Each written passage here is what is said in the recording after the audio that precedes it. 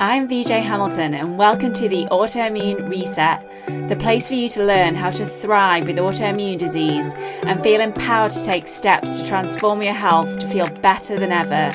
You can start making changes today to improve your health. So with every episode, my mission is to share with you simple ways to up-level your diet and lifestyle, with key learnings from my own journey reversing autoimmune disease and inspirational stories from those who have reset their autoimmune symptoms and are now thriving in life. I suffered from autoimmune disease for over 25 years and now I live symptom-free, and I wish the same for you as well. So thank you for being here and sharing this time with me. Now let's get started.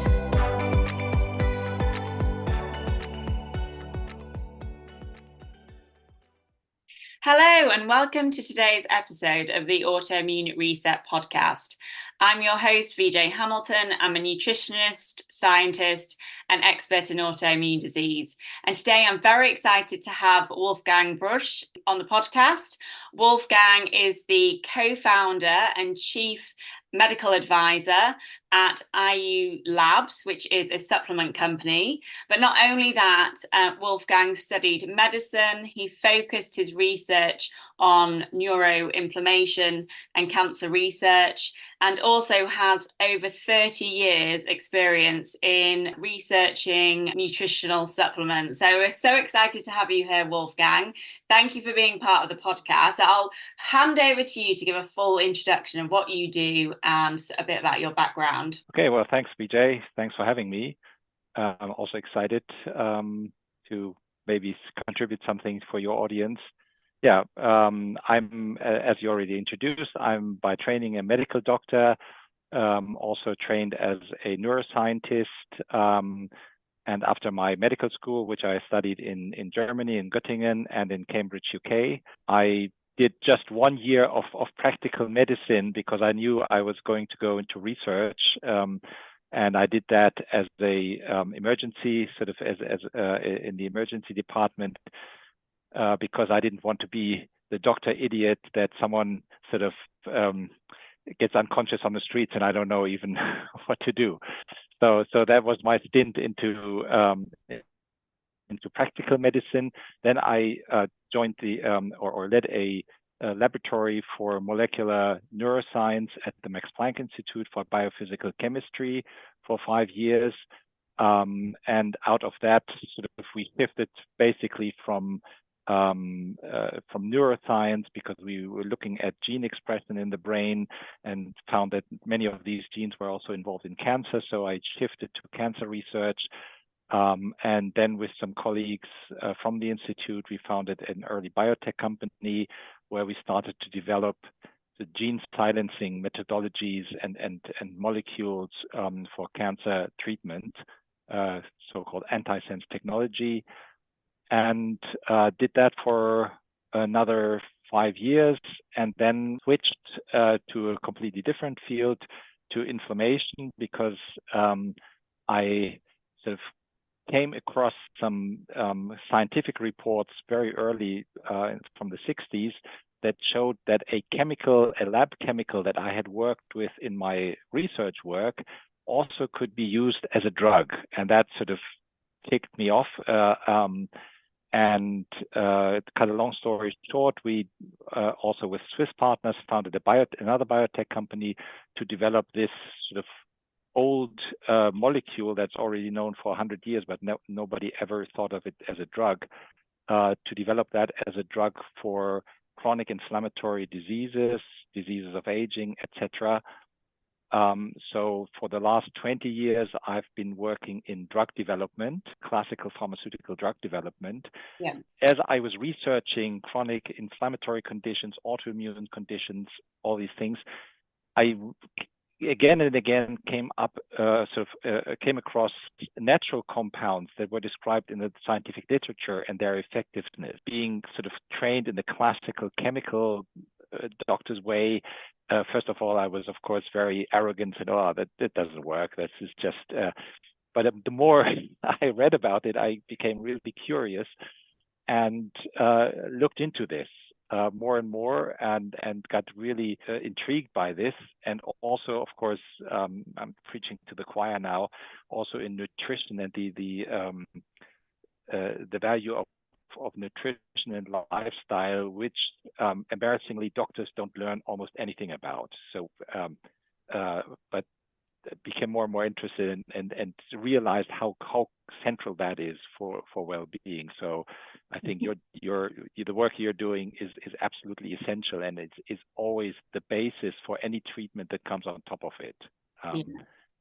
So what we can hear is that you're extremely knowledgeable in this field, and I do find that people that come from, have been studying pharmacology and medicine in that way really understand the effects of drugs really on our bodies, but that helps you with learning a lot about how nutrition can affect you as well. So it's great to have you on the podcast. When we were talking earlier in the week about what we were going to discuss today, I know you raised the point of chronic fatigue in autoimmune conditions, and I think it's often overlooked the role of fatigue in so many different autoimmune conditions and the vital nutrients that are needed for these types of conditions. So what type of research have you done specifically around chronic fatigue? Because you've done lots of research around inflammation by the sounds of it. So how does that tie into everything? Because I know our audience really love the research, and they love to understand how this can affect them for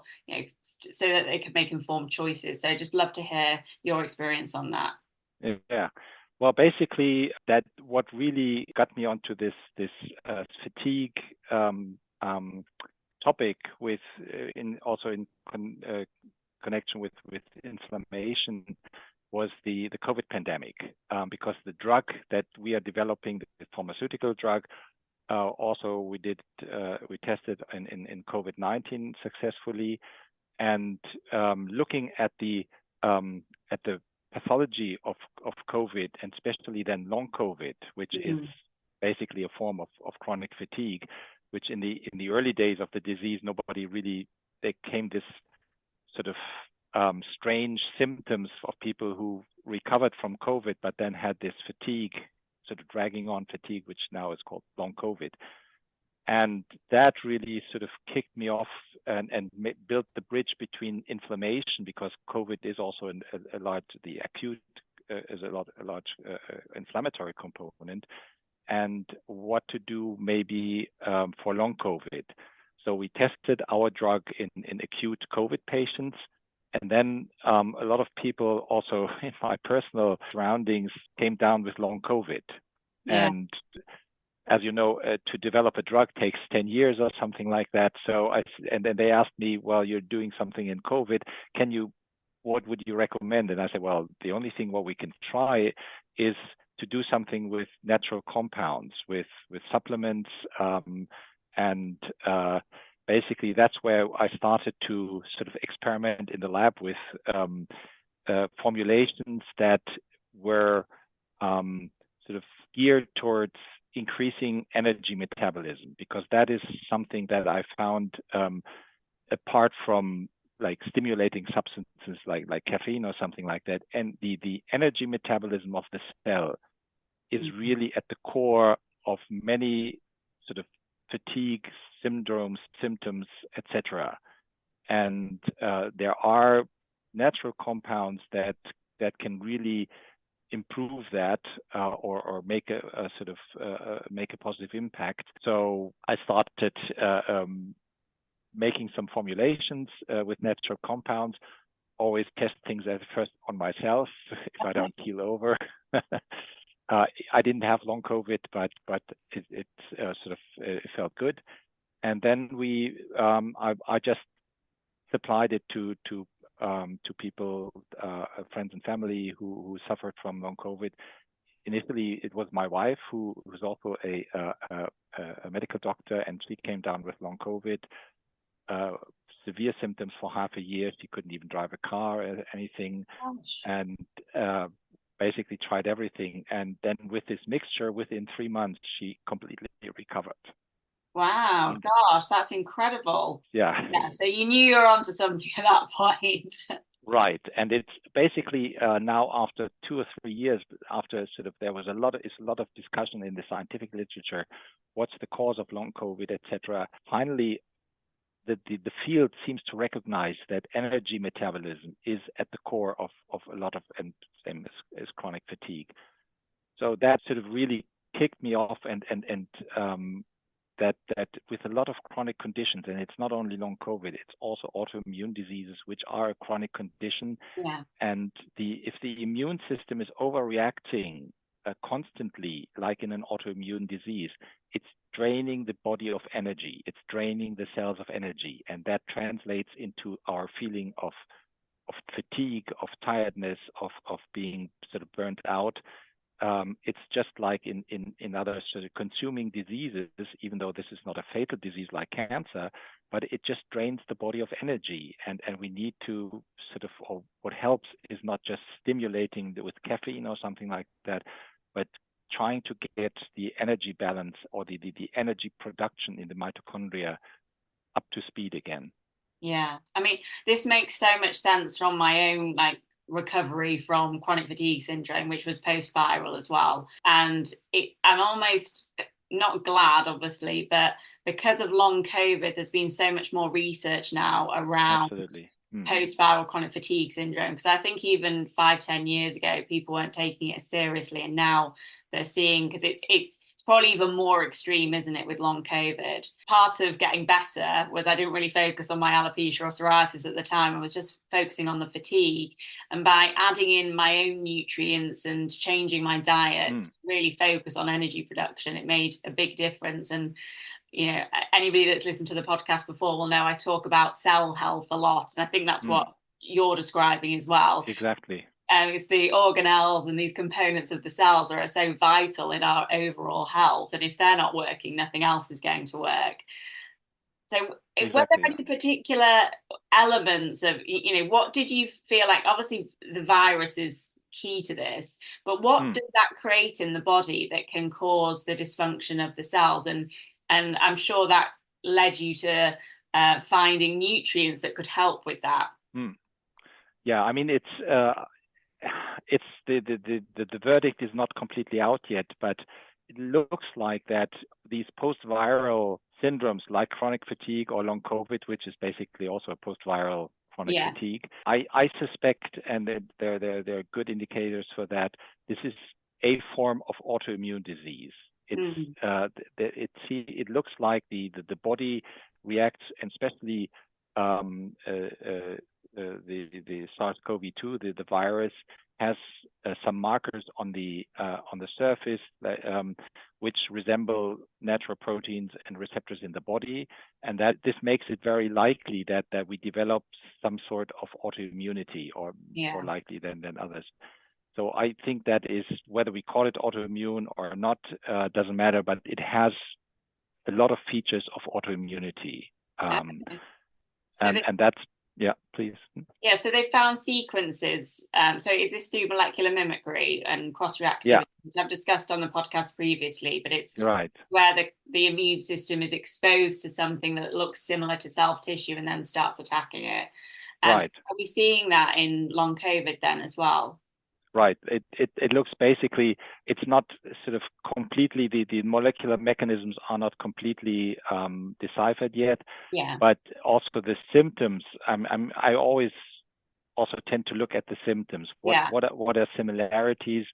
And there are certain patterns that sort of remind me of autoimmune diseases and the fatigue of autoimmune diseases very much. I mean, there's always in medicine, there's the molecular part of it, but and usually lab scientists only look at cells and molecules, but you have to look at the person, at the patient. You have to see and there are patterns that are very telling and they're very informative that you never get from just looking at a cell. Yeah. The cell doesn't tell you it's tired.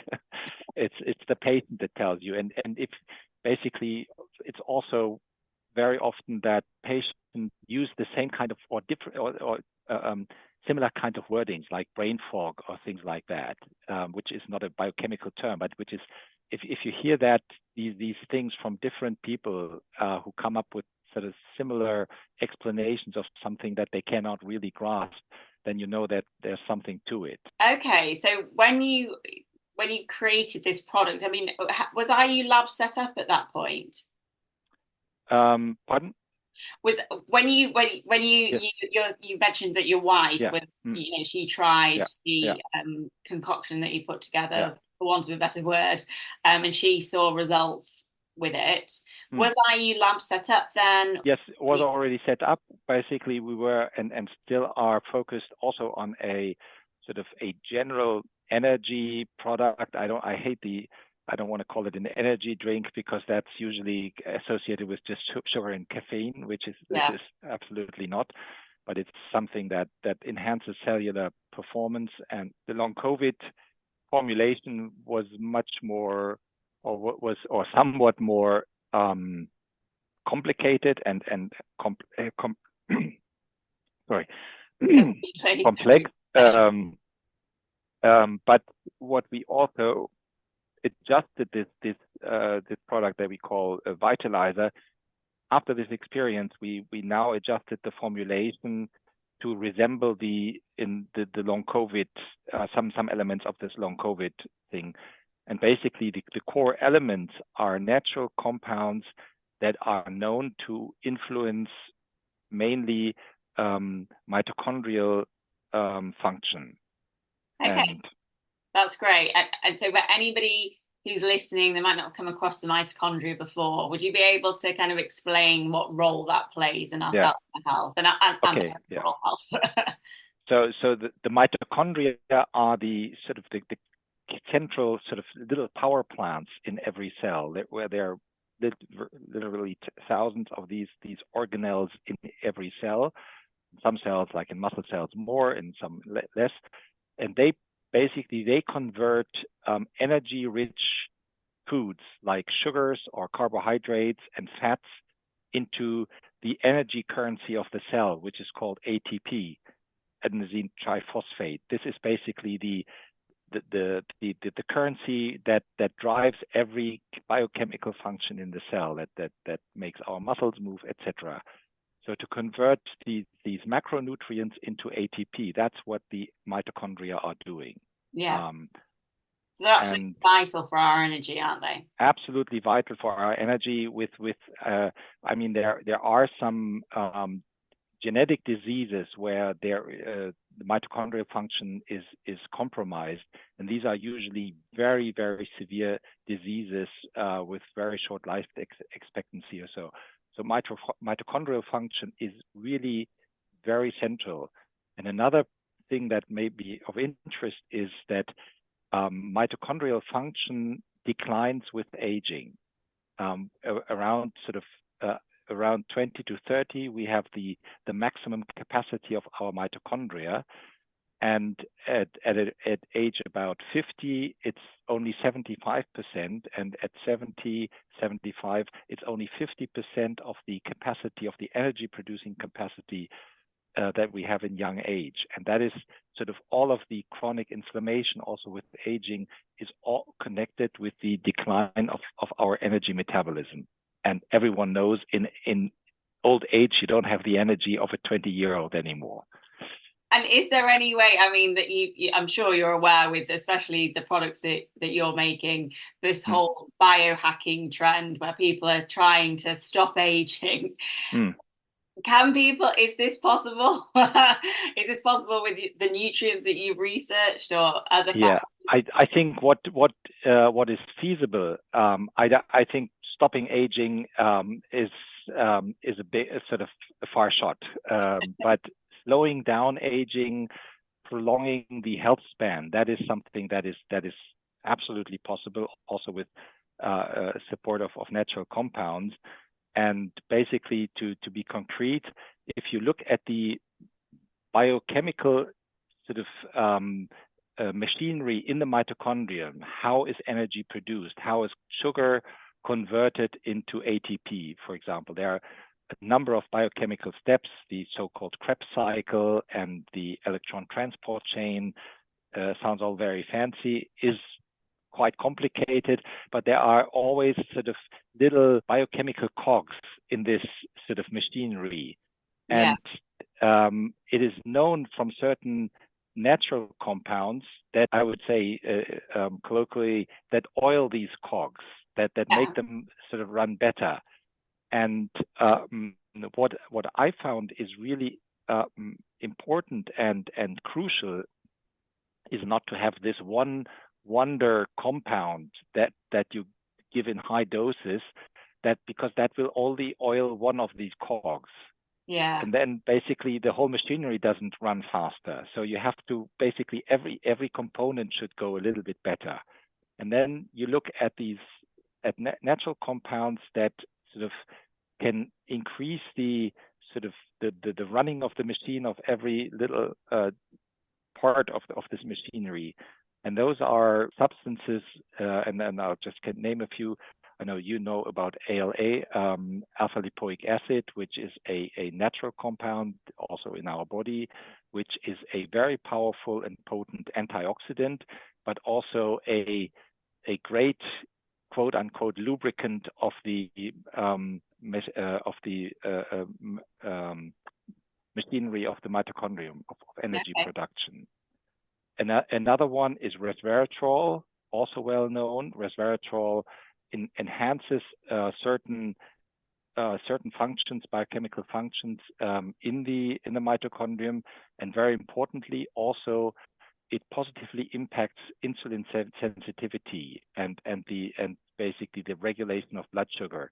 I know that's something that's also something that you're very well aware of and promoting very much, which is absolutely spot on. Another is quercetin, is also a polyphenol that basically ties in with the activities of resveratrol and ALA, and also an amino acid, taurine, which is in a lot of energy drinks, but that there is some good signs that this also is positive. And then there's the B vitamins, especially B1, B2, and B3 are very essential for the functioning of this sort of energy producing biochemistry. Yes, yeah. And yeah. Sorry, yeah. Were you going to list them out? I mean, I was going to ask you actually about what these natural compounds are, but you've already started, which is great.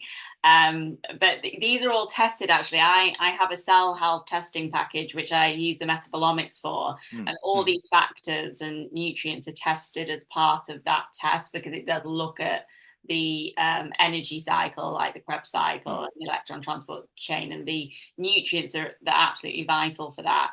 So is this the product that you've created then that has them all together? Because what I thought was really important, just to maybe to re-emphasize, is that these work synergistically together. And if you were, for example, to take a high dose of ALA, then could that actually cause more harm than good? Because I think a lot of us will listen to things that we hear maybe on a podcast or in an article. And I know I used to do this years ago, and I would just go out to the supplement shop and buy the latest trend and just take it and see what happened. But that can sometimes be a problem, can't it, if it's not? It can be. I wouldn't know exactly sort of the maximum safe dose of ALA. But it's for all of these, of course, as in biology generally, the sort of the trick is balance. Too little and too much are not good. So, and I think one thing that you also said is extremely important is the synergy. It's what we've found is that even a fraction of the dose of certain of these compounds that I mentioned, because if you only use a fraction but you use them in combination in an intelligent combination, you have large synergistic effects. And 1 + 1 + 1 + 1 is much more than 4. It can be 10 or 20, much more than taking like 100 times just one compound. So it's really the combination that has a huge sort of leveraging effect on this. And basically what you do is you amplify the positive effects and you dilute out any negative or side effects because you have low doses of all these different compounds.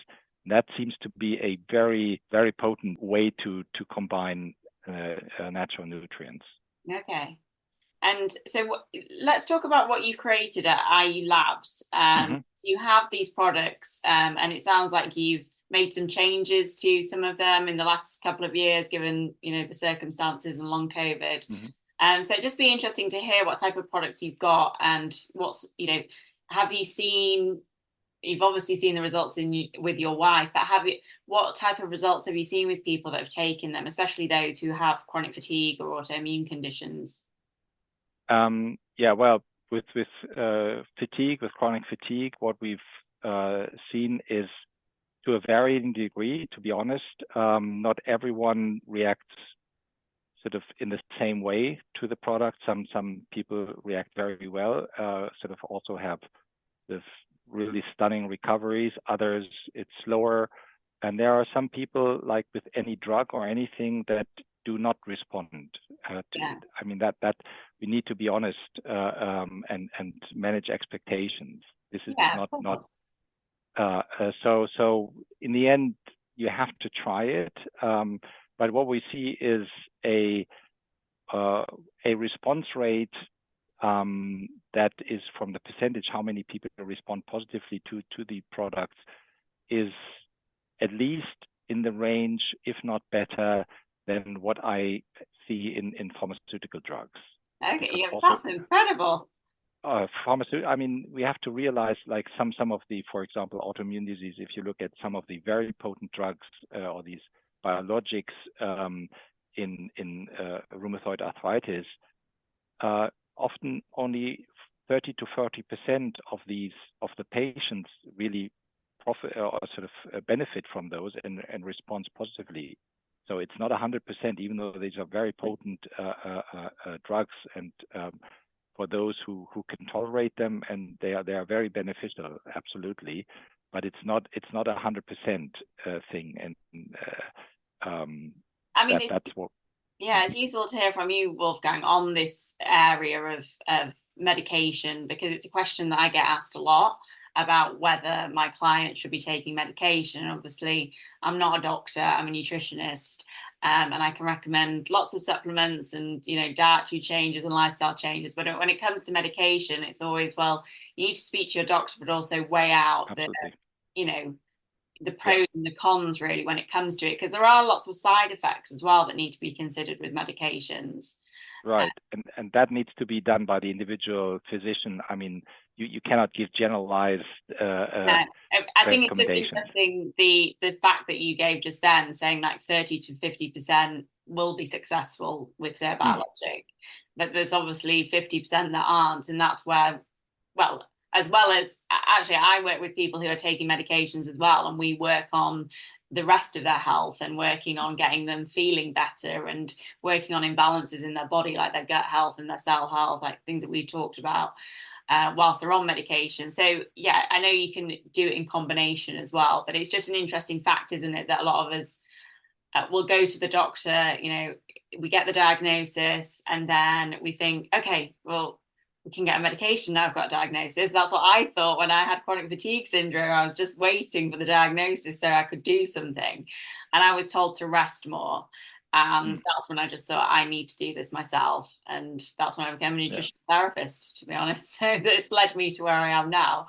But I'm glad I did, because I feel like I didn't end up going down the medication route just because it wasn't offered to me and I didn't have an option. But I'm kind of glad I did. And then there's products like yours now available, which are absolutely incredible. And for anybody who I'm working with anyway, it's great to have all those nutrients in one product, because often they're the nutrients that I'm seeing are extremely low in my clients who have chronic fatigue or an autoimmune condition when we run that metabolomics panel. Yeah, and that's I think one. To come back to one of your points, when or even if or when you're getting a pharmaceutical medication, I think it's often forgotten or not really endorsed by the physicians. But to get your nutrition right, to get your lifestyle right, is you're doing a lot. You can increase your chances that the medication actually works and that you sort of mitigate side effects. I think it's absolutely there is no drug that you can just take and your problems will go away if your lifestyle isn't good. So Yeah. this is absolutely fundamental and basic. And that's also for these nutritional products. They don't substitute for a good nutrition, general nutrition. Don't even start any of our products if you're not willing to look at your lifestyle. Yeah, very true. And when it comes to lifestyle, because as a nutritionist, I recommend dietary changes, but also looking at lifestyle factors. And I know quite a lot of different activities can help with the mitochondria function as well. So, which lifestyle factors do you feel can benefit people the most? Well, I think the gut health is of course increasingly becoming a big topic, justly so. So this is something that where you can really improve getting your sort of your insulin balance well. Or I'm not at all against carbohydrates or even sugars, but it's the combination. I think sugar, the brain and our cells need glucose. Yeah. If you don't use glucose, the body will make the sugar internally because you need that. I think what is really detrimental is drinking softwares, just sort of no other nutrients and just sugar. That is really bad. If you eat fruit with together with fibers, with different sugars, I think that's very healthy. I'm personally, I don't know what your take on this is. I read a lot that people say, oh, don't eat any fruit because there's sugar in that. I think that's not no where quality. I come from. I feel, I'm very much about variety in diet. Yeah. Lots of people work with me and they will say it's great working with you because you just don't focus on restriction. It's more about let's bring in the very healthy foods. Plus it's the way that you eat foods. It's, as long as you're eating fruit with fiber, as you mentioned, or you're having berries or something that's not going to stimulate your blood sugar too much. But even so, we're designed to manage that. It's just when we have these things in excess, like having, a drink that's just loaded with sugar. Our body's not designed for that, but it is designed for regulating normal sugar. And that's why absolutely. Not these. Yeah.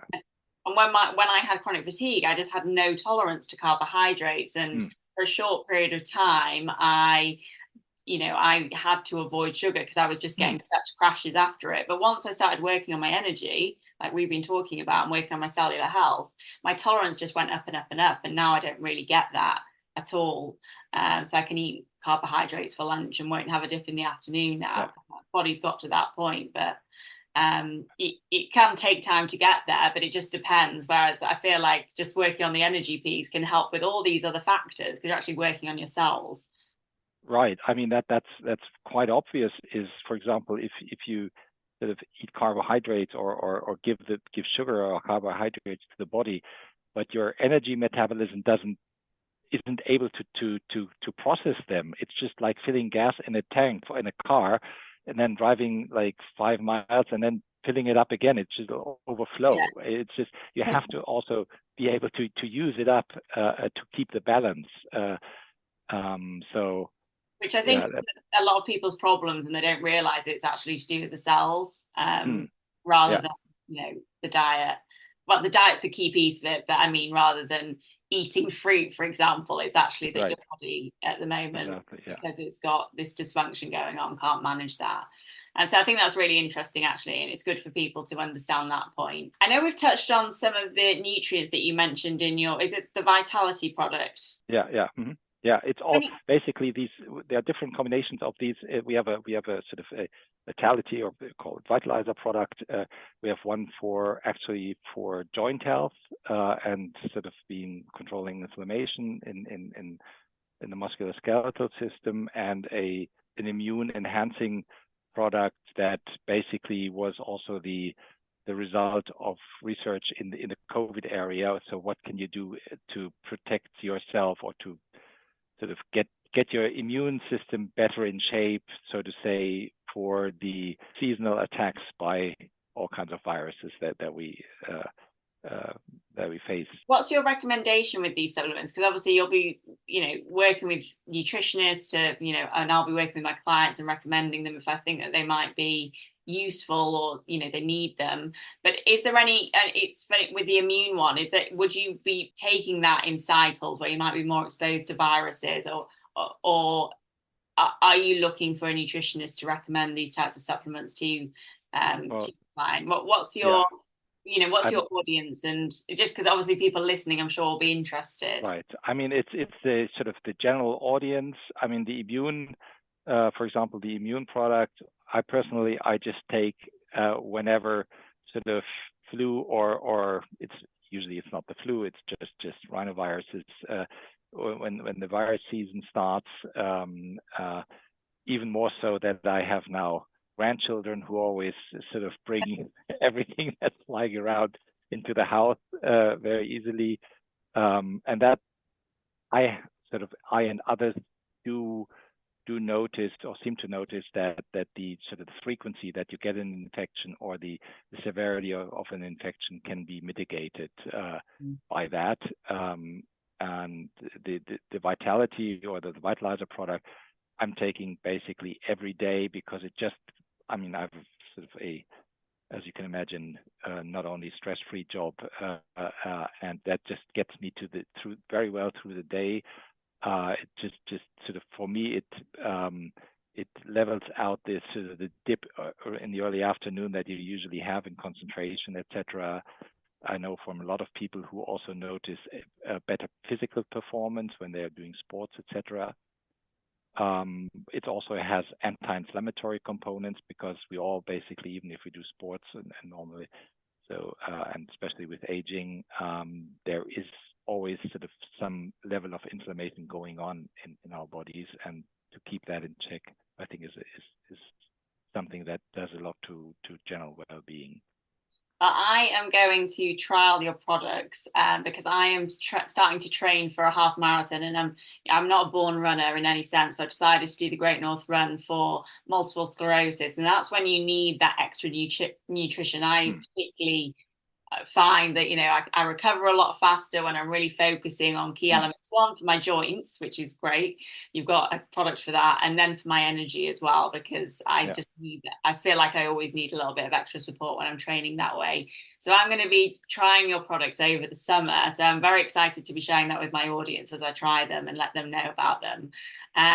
But is there anything in terms of diet that you would recommend for anybody listening who maybe doesn't want to go down the supplement route? What aspects of diet do you see are making the most difference for people? Well, I think just what you mentioned, a diverse diet, mainly plant-based. I'm not a vegetarian, but I would say I'm 95% vegetarian. What I found, even though I don't have scientific proof, I try to go organic whenever possible because it's a lot of the soils are very depleted in large scale agriculture. So the nutrient density of a tomato from different sort of sources can be very different, even though they're both big and red. So that is something that I would sort of as a general rule, and stay away from processed food. Yeah, as much as you can. Yeah, and I will be doing a podcast episode on ultra processed foods. Yes, and I'll be sharing that. But yeah, I think that's absolutely key, isn't it? In my own journey, when I started cooking from scratch, it was just that little switch. I mean, it's not always that easy, especially if you've got a lot going on, but that made such a big difference in my own health. And actually processed foods, well, some of them aren't, but some of the processed foods can be a little bit more expensive, especially in the health world, because I think that's where we've got to be careful. There's actually processed foods that look healthy, but there's lots and lots of additives and other things. Yeah. So the more natural, the better. Well, thank you so much, Wolfgang. I've absolutely loved this discussion. Thank you for all the information that you've shared with my audience today. Where can people find iüLabs, and where can people find more about you as well? Just go to basically just Google iüLabs. That's iULabs.co. And that's the English website. You also can find our background story, basically a little more how we got into this by helping children with a severe children's disease. That sort of really got me into this whole thing. And originally, it's a fascinating story. And what we didn't touch at all upon is a technology that we developed that's all in all part of all of our products, is to make these natural compounds better bioavailable. Okay, yes, sorry, we didn't. And yeah, this is absolutely unique to your product as well, isn't it? Yes, and that's basically bioavailability. I would say is a topic for a second podcast, because it's such an important and overlooked aspect of basically of natural nutrients. Yeah, and do you mind just very quickly just going through that about bioavailability? Because I think it's so important, because people feel like they're eating lots of different foods or taking these supplements and not seeing results. Why would that be the case when it comes to bioavailability? Yes, I mean that is many of these natural compounds that have health benefits, like the secondary plant compounds, phenol, polyphenols, etc., are almost not bioavailable. That means when we ingest them, nothing gets into our bloodstream because they are not water soluble. And for example, with curcumin, the turmeric, 99.9% are just flushed through the system. Only 0.1% of what we ingest as a powder gets into our bloodstream. That's virtually nothing. And that same holds true, for example, for quercetin, for resveratrol, to a large extent also to ALA, alpha lipoic acid. Basically, what we developed is a technology that dissolves these natural compounds in natural oily mixtures, so to say. It's all natural, and they bring them into a form that the body can take them up to a much higher degree, 10, 100 times as much.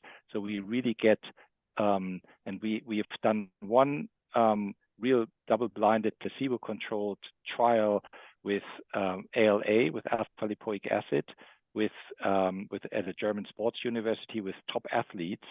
And what we've seen is that with our formulation, 140 milligrams dose had the same effect that they normally would get with 600 milligrams infused as an IV infusion. Oh, wow. That's incredible. So it's not just getting the stuff in the blood. That's where you don't want the things, you want them in the final cells. So there is something with this technology, we call it SoluSmart, that is absolutely key to the effectiveness of these natural compounds.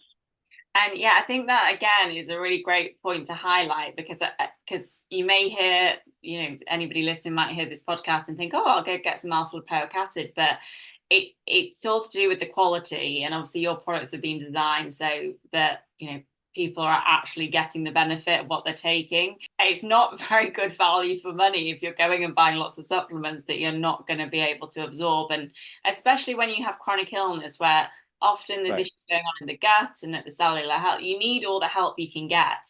So that's the other great thing about your product. And I haven't taken your product long term, but I did take it a while ago, and I really felt the effect of it. And I'm just saying this as, in all honesty, when I was taking it, I really felt it, which just shows, because I've taken lots of different supplements in the past, and it's quite nice to feel not instantly, but within a few days I was feeling different as a result of it. So but yeah, I'm excited to kind of try it again, because I try not to overwhelm myself with supplements, but I like to take like a course of them, say every couple of months, and see how something affects me. So yeah, yours are next on my list in June when I start my training. Okay, well, I'm right now also I'm training. I'm doing a charity 300-kilometer bike ride next weekend. Wow! Oh, amazing! From London to Paris in 24 hours. That's incredible. Good for you. And yeah, so you have the secret to longevity by the sounds of it. I hope. Let's see. But it just shows how healthy you are. Your products are certainly working for you, which is great. Well, thank you again for being on the podcast. Thank you for having me. I've really enjoyed the discussion, and I'm sure, as you said, we'll come back and maybe talk about bioavailability and, the importance of that with supplements, but also with food. So I'll look forward to that, and have a great rest of your day. Thanks again. You too, and the fingers crossed for your training. Yeah, thank you very much. Okay, thanks a lot. Bye-bye. Thank you very much for joining me today on the Autoimmune Reset. I really hope you enjoyed the discussion, and be sure to subscribe to the podcast so that you never miss an episode. And if you liked it, I would hugely appreciate a review on iTunes, as it helps me understand what you like about the podcast and to help share the information with more people. I'm excited to speak to you next time, and remember, you have the power to take the reins on your health. So keep the faith and celebrate the small wins. Until next time.